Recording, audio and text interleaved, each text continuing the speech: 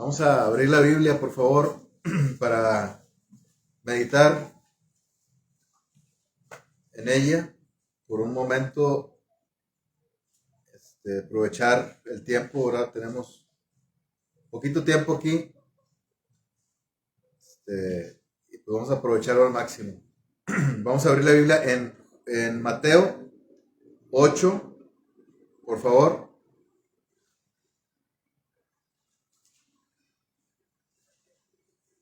Mateo 8:8 al 10.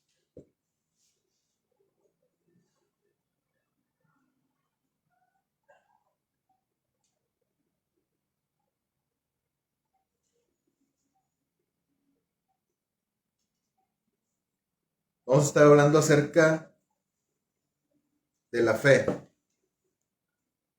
Mateo 8 al 10. Le voy a dar lectura. Si gustan seguirme con su vista, por favor.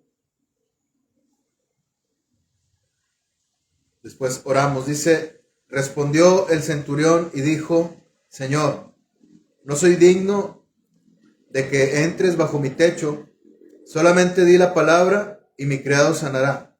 Porque también yo soy hombre bajo autoridad y tengo bajo mis órdenes soldados. Y digo a este: ve y va. Y al otro: ven y viene. Y a mi siervo: haz esto, y lo hace.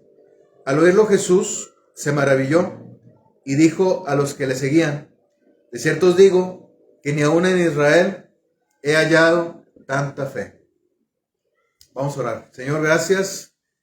Te damos por esta noche que nos das en tu casa de oración, el poder estar aquí, Señor, por habernos dado la vida y la salud.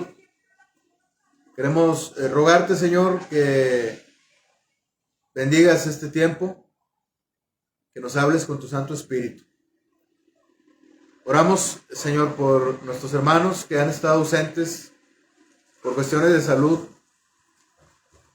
y por otras circunstancias. Queremos rogarte por la hermana Ana, por su pronta recuperación. Señor, por Lichita, para que pronto podamos verle aquí, Señor. Oramos también por Adrián, por Allison. Oramos, Señor, por cada uno de los hermanos, jóvenes, niños, que vienen aquí a Pan de Vida, Señor, y se han ausentado por cuestiones adversas. Ponemos en tus manos, bendito Dios, y ayúdanos, Señor, a seguir avanzando en esta obra tuya. Gracias, Señor. Danos tu palabra el día de hoy. En el nombre del Señor Jesucristo. Amén. Dice el versículo 10. Al oírlo Jesús se maravilló y dijo a los que le seguían: de cierto os digo que ni aun en Israel he hallado tanta fe. El Señor Jesús se maravilló.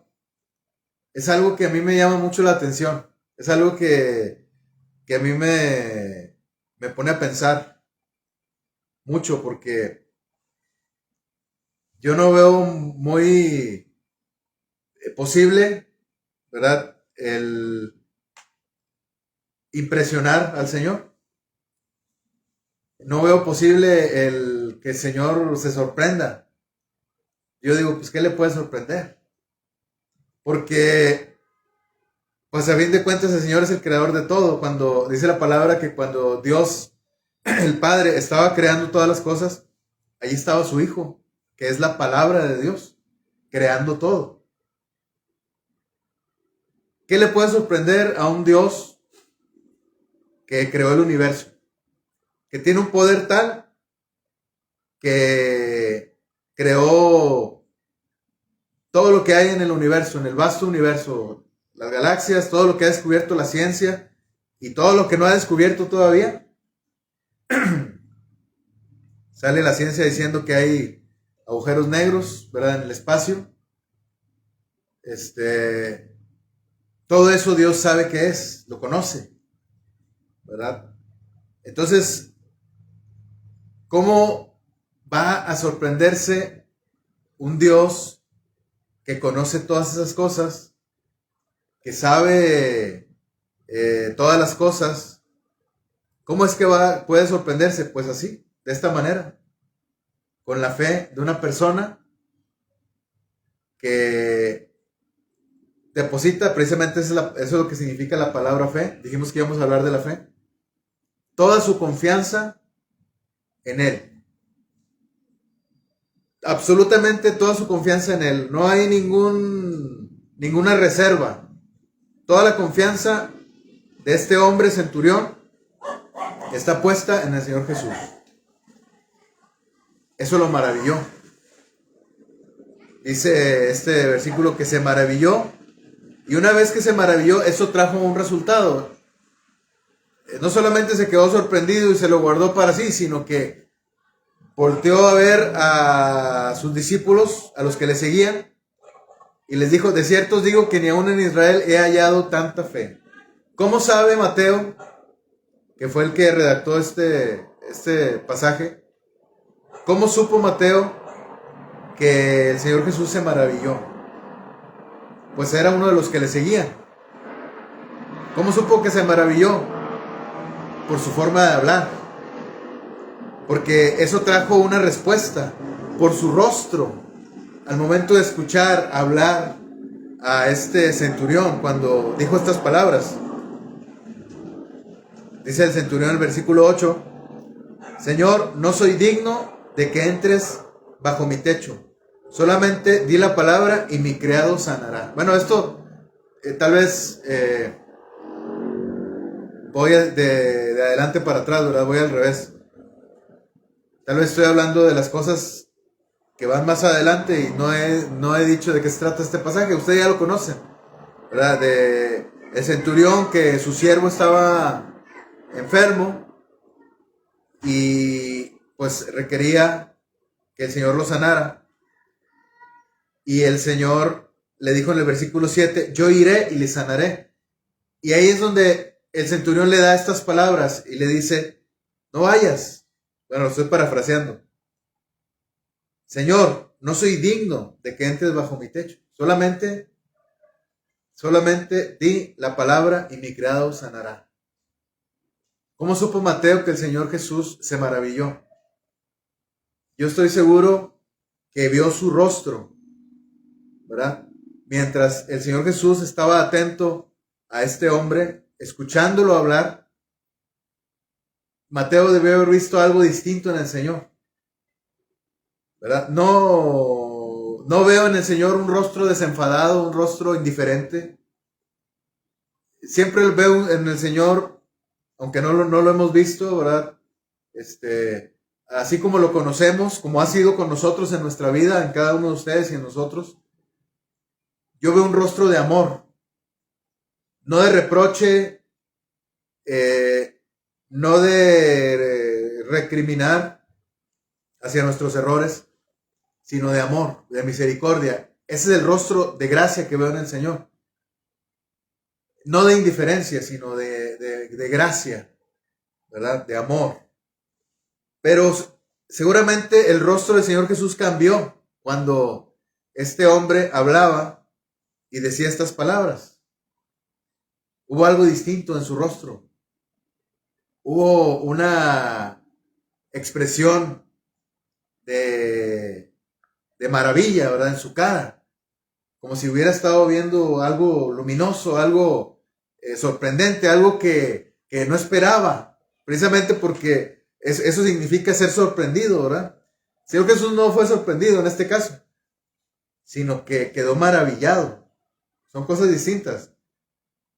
Cuando tú quedas sorprendido es porque sucede algo que no esperas, ¿verdad? El ser maravillado es cuando ves una maravilla, precisamente, algo digno de ser admirado. Entonces, no necesariamente que seas sorprendido por eso. El Señor Jesús no fue sorprendido, sino que fue maravillado, se maravilló por lo que estaba escuchando. Y veo el rostro del Señor Jesús iluminado, contento, alegre, por escuchar a este hombre hablar. Entonces, otra cosa por la que Mateo pudo haberse dado cuenta que el Señor se maravilló es la forma de hablar. Cuando el Señor Jesús voltea con sus discípulos o con quienes le seguían y les dice: de cierto os digo que ni aún en Israel he hallado tanta fe. Esto lo dijo de una forma que dejó claro que estaba maravillado. Entonces, en total, en suma, ¿verdad? Aquel que no puede ser sorprendido. De hecho, hay un canto que dice así, ¿verdad? No hay nada que te pueda sorprender, dice. No hay nada con lo que te pueda impresionar. Y entiendo, ¿verdad?, lo que quiere decir. Pero vemos que aquí un hombre, bueno, entiendo lo que quiere decir, lo voy a explicar. A veces digo frases y tal vez no se quedan con la idea y no saben a qué me refería. Este canto dice así, ¿verdad? Dice que no hay nada con lo que una persona, o con lo que esa persona que está cantando o el compositor pueda impresionar al Señor. A lo que se refiere es sencillamente que no puede alardear nada, porque el Señor Jesús es el que le da todo. No puede hacer alarde de nada, ni de ningún talento, ningún don, porque ¿qué puede impresionar al Señor si Él mismo es el que te entregó esos dones, esos talentos, ¿verdad? No puede ser presuncioso delante de Dios. Creo al menos que eso es a lo que se está refiriendo, ¿verdad? Pero sí es posible que el Señor quede maravillado, contento, entendámoslo mejor así, ¿verdad? Muy contento por ver nuestra fe, por ver la fe de alguien que cree de la manera en la que creyó el centurión. Y muy bien, este versículo, que es en el que me gustaría enfocarme, versículo 10, dice las siguientes palabras: cuando el Señor Jesús respondió: de cierto os digo que ni aún en Israel he hallado tanta fe. Voy a decir así muy rápido que cuando cuando el Señor Jesús dice de cierto os digo, es porque está llamando la atención de la gente, ¿verdad? Quiere que pongan atención a eso que está a punto de comentar. Entonces, es algo verdadero. Es algo que no es ningún invento, ninguna suposición, sino que Él está a punto de decir una verdad. Él está a punto de decir algo real, tangible. Entonces, ¿qué es eso real y tangible?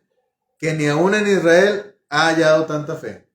Entonces, lo primero que me gustaría comentar de este versículo es que ni aún en Israel, quisiera que habláramos un poco del pueblo de la fe. El pueblo de la fe. Es decir, los descendientes de Abraham. Abraham es el padre de la fe. Vemos que el apóstol Pablo nos dice o nos explica que nosotros los creyentes somos hijos de Abraham.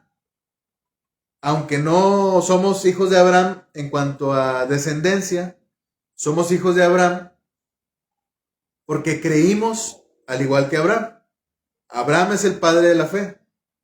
Es el primero que le creyó de esa manera a Dios, en obediencia, que su fe le produjo obediencia, obras de fe.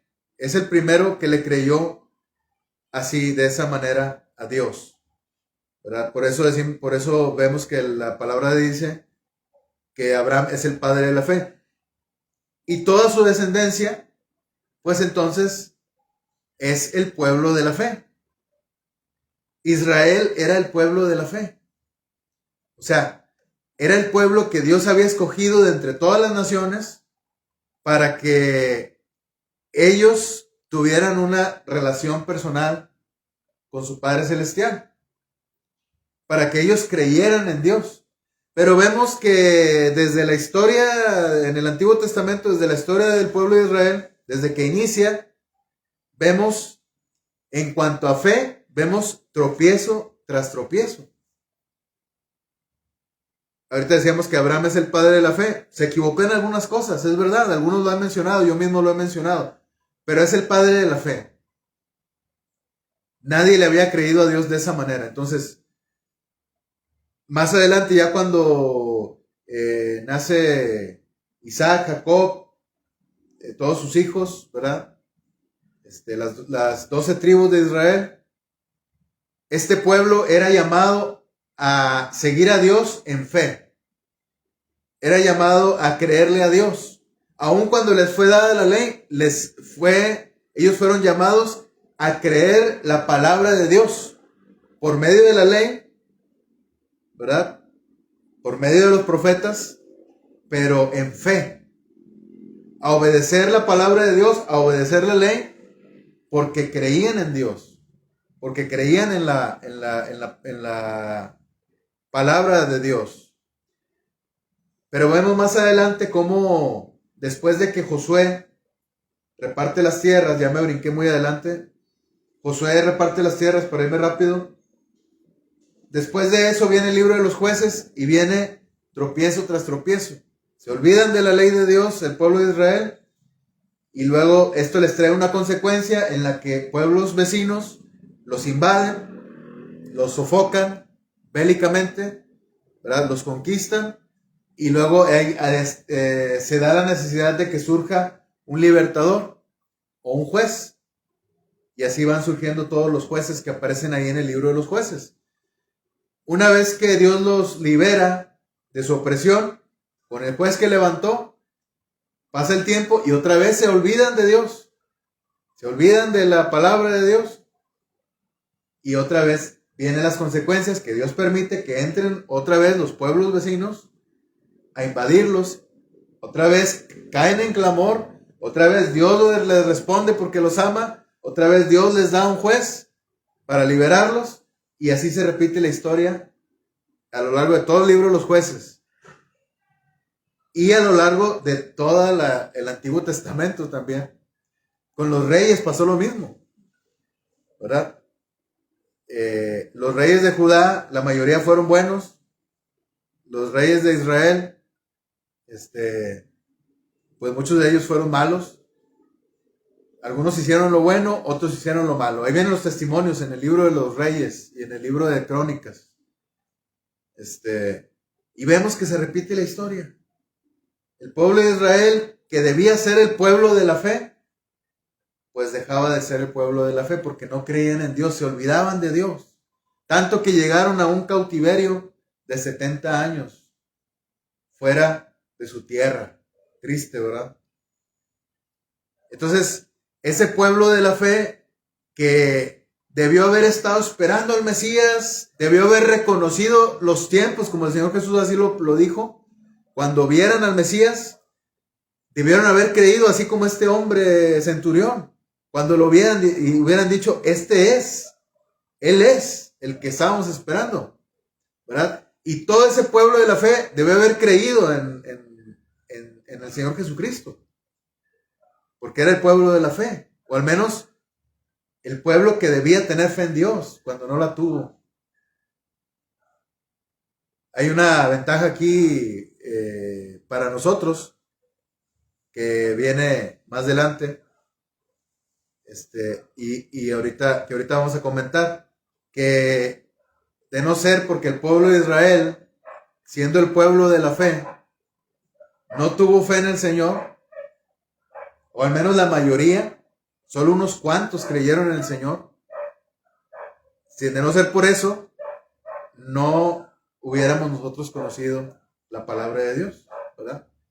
Porque nosotros somos aquellos con los que el Señor provoca a celos a su pueblo, ¿verdad? Entonces, tenemos aquí que es una ventaja para nosotros, que es una bendición. Y también ahora nosotros somos el pueblo de la fe. Somos los descendientes de Abraham, espirituales. Muy bien. Y viene también aquí otra frase donde dice, he hallado tanta fe. Ni aún en Israel he hallado tanta fe. ¿Qué nos dice esto? La palabra he hallado. Que el Señor Jesús busca creyentes. Busca quien crea.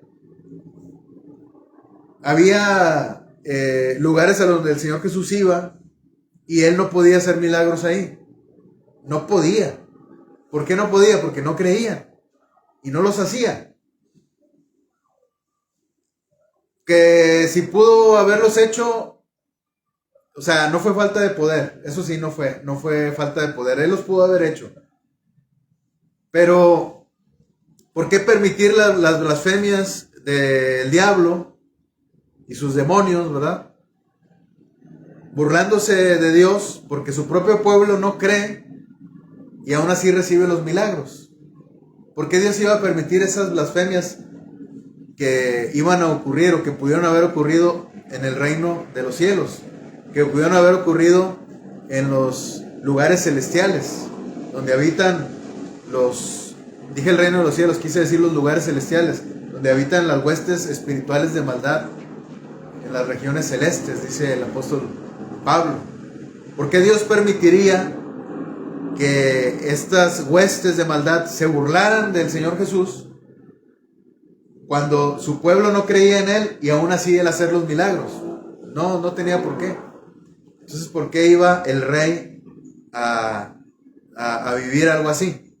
Por eso no hizo los milagros ahí. El Señor Jesús buscaba fe, buscaba a quien creyera. Por eso cuando encontraba donde creían, pues Él hacía muchos milagros. Él se alegra, ¿verdad?, en esa fe. Por eso busca a esos creyentes. El Padre, dice el Señor Jesús, es espíritu, ¿verdad? Dios es espíritu y busca que los adoradores le adoren en espíritu y en verdad. Busca a adoradores que adoren en espíritu y en verdad. Dios busca a verdaderos adoradores. El Señor Jesús, siendo el Hijo de Dios también. Pero me gustaría que comparáramos esto, ¿verdad?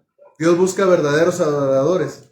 El Señor Jesús busca creyentes. Al Señor Jesús le agrada, le provoca gran alegría en su corazón encontrar creyentes. Él los busca y los encuentra. Cuando nosotros creímos en el Señor, es porque Él nos buscó. Nosotros no lo buscamos. Es lo que dice la palabra y esa es la verdad. Tal vez tú fuiste a una iglesia, pero no porque tú le buscaras, sino que Él te buscó primero a ti. Él tocó tu corazón. Antes de que tú llegaras a esa iglesia, Dios ya había tocado tu corazón. Antes de que llegaras al lugar donde escuchaste la palabra, Dios ya había preparado tu corazón para que tú creyeras.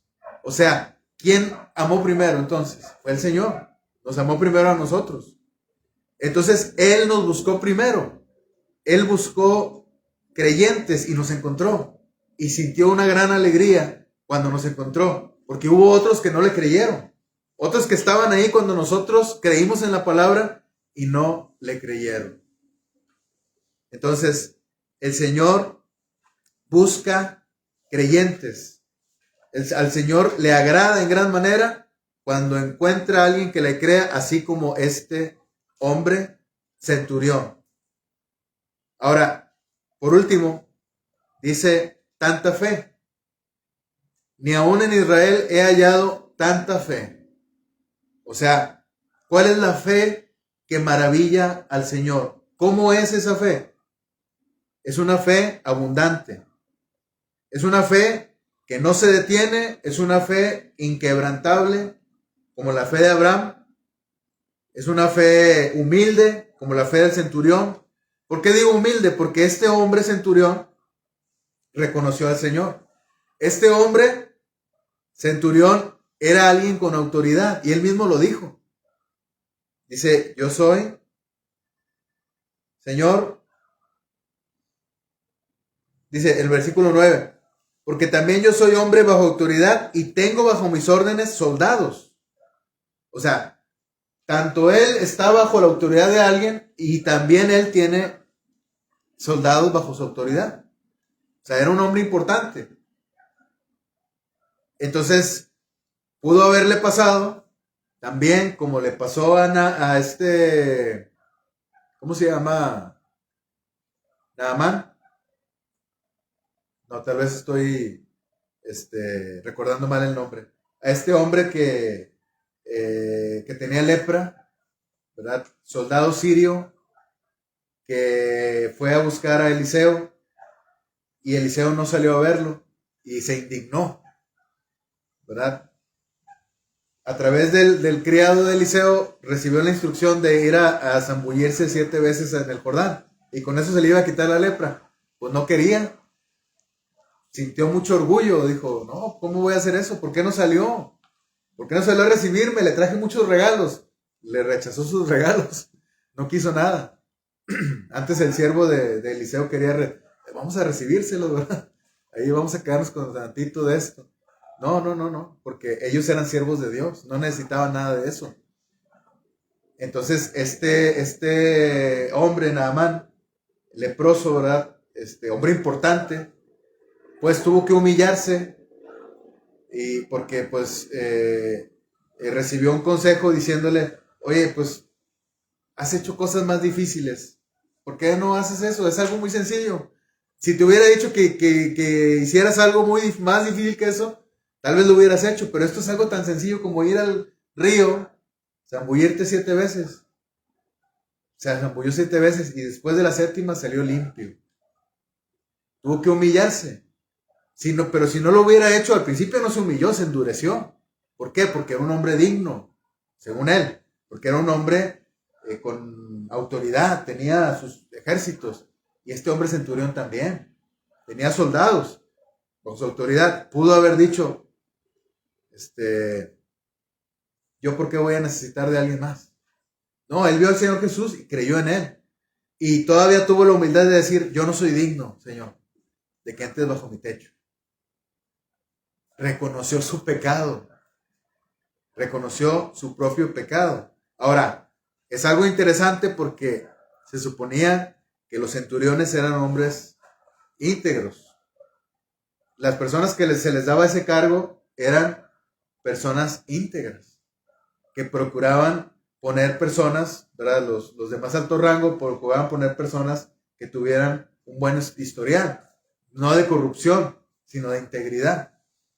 Entonces, ¿por qué sintió él que no era digno de que él entrara bajo su techo?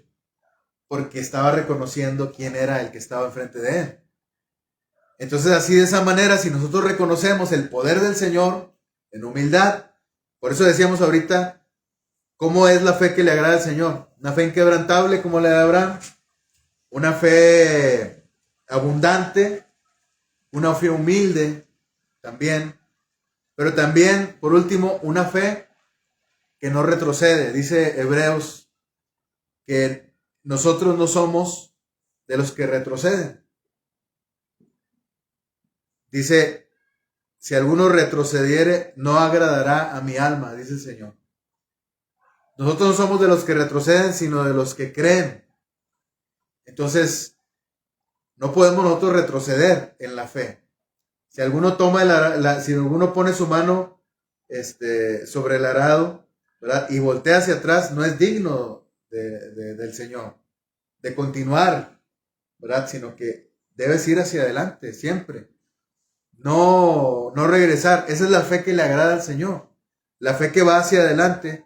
La fe que es inquebrantable, que a pesar de los vientos, las tempestades, esa fe se mantiene firme. A pesar de las pruebas, la fe continúa.